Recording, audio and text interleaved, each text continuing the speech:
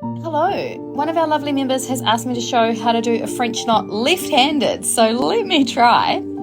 So I'm holding the hoop with my right hand and I'm going to bring my needle up where I want the French knot to be with my stitching hand, which is my left hand, and then I'm going to hold the needle parallel to the fabric, and I'm going to use my right hand to wrap the thread down and around the needle nearish to the tip. And you're just kind of holding on the tension there so that the knot stays in place.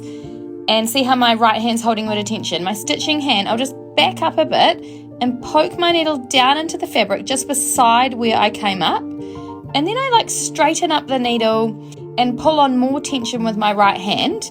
And I'm just going to poke the needle down a bit further so that I can actually let go and I'm still holding on with my right hand. Okay, so you've got your tension held on with your right hand.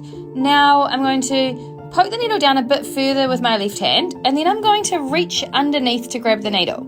And I'm going to draw it all the way through. Now I don't want to hold on too much tension that I'm choking the needle. And I'm just going to give it a little swivel as I try to pull it down to the underside. I am using 6 strands of floss here so that it's more visible. And I'm not used to using my left hand, but there we go. I've pulled the needle to the underside, and when that tail of thread goes through, it's a bit trickier. Now I can